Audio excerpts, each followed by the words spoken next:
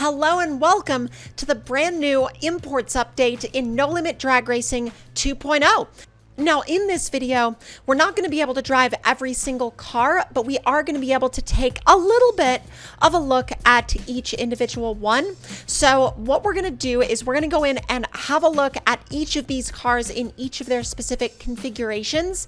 And then we're going to take a few of them out for a little bit of a test drive. And then you're also going to get to see me very, very clearly, let's just say ruin the setup on an R34 because I don't know how to tune all-wheel drive in this game yet, although it's wild to see these cars do all-wheel drive burnouts. And of course, I'm sure that the tuning knowledge will come with time. So what we're going to do is dive into mainly the strip builds in this video, although I do have content coming soon on the outlaw variants of these cars as well. So if you are interested in seeing some of the even faster ones, make sure you stay subscribed because we do have a lot of content coming on those very soon as well. Now, let me know in the comments down below what some of your favorite cars from this update have been so far. Have you been mainly leaning into the all-wheel drive or the front-wheel drive or the rear-wheel drive cars? Because there's a really good variety of cars to choose from, and I'm really glad that they went for a variety of drive types because they could have just gone with all-wheel drive cars or just gone with front-wheel drive cars or just rear-wheel drive cars, but they gave us a really, really diverse variety, which I think is amazing. Although I will say I was still on kind of a little mini vacation over Christmas when this actually dropped initially, and I was like, I saw people blowing up my phone with, like, oh, the imports update for No Limit is out, and I was like, no, no, it's not. And they were like, no, this isn't a joke. It's actually out. And I was like, oh, okay. Well, I guess I know exactly what I'm going to be doing when I get home tomorrow. However, that part of the video kind of wraps up our look at all of the different categories of, not necessarily categories of cars, but I guess a better way to word that would be all of the different cars in that particular category. And of course, all of their predetermined variants that you can get. Now, take a little bit of a listen to these new sounds because they're incredible.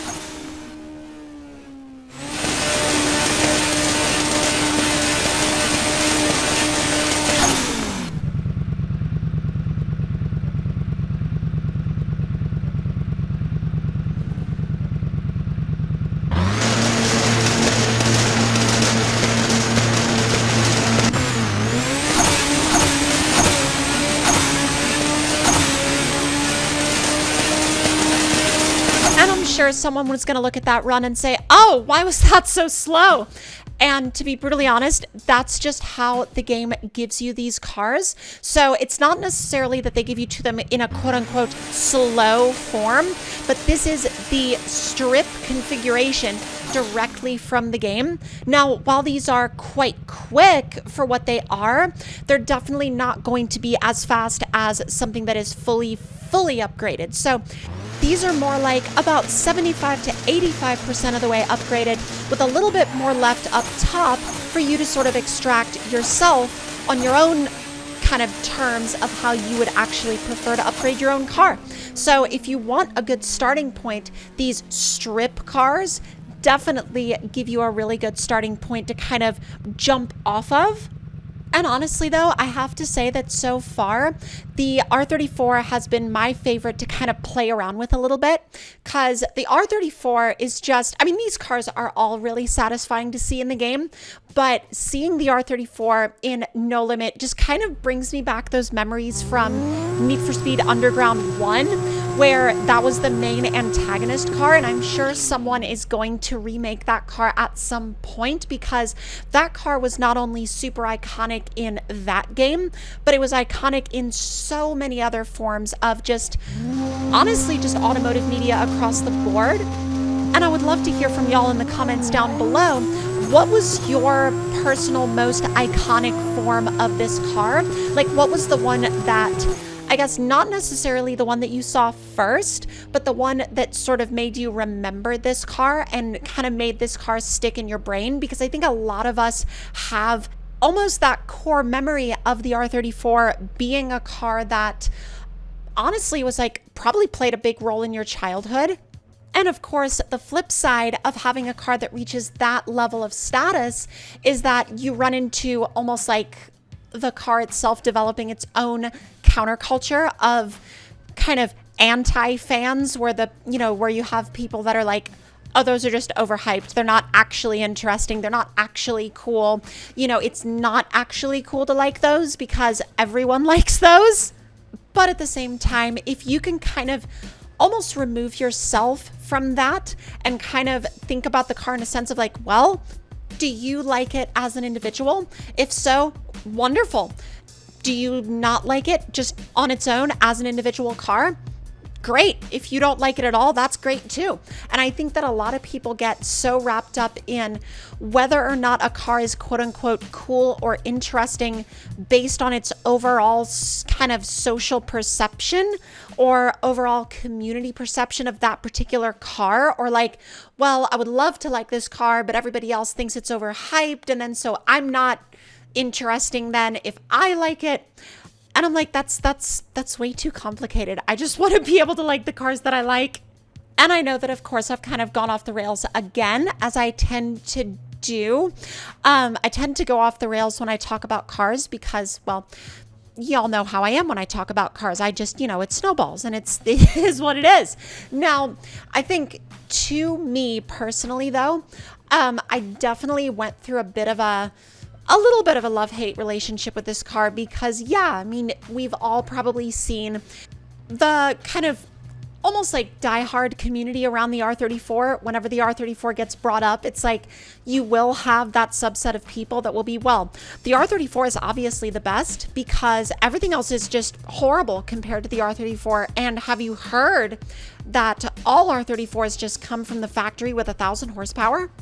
And obviously that last one is, well, really all of it is entirely false because there's no car that's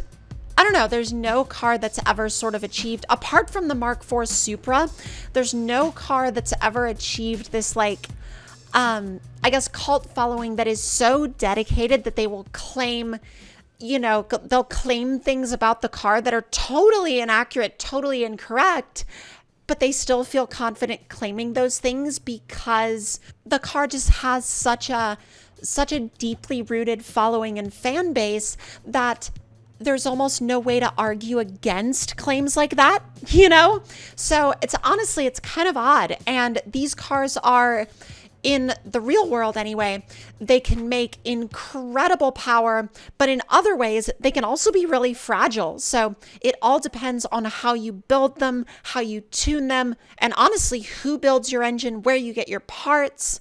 And I've honestly gone on long enough about real world R34 GTRs, but let's go ahead and give this thing a little bit of a run after all of the other upgrades. And that hood exit exhaust, or rather like little dual hood exit exhaust, looks absolutely incredible.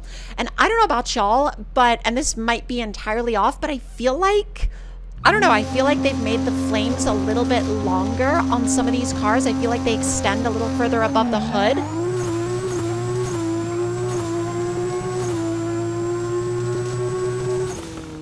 And obviously you can see we're running a good bit faster than before, but we also have a long way to go.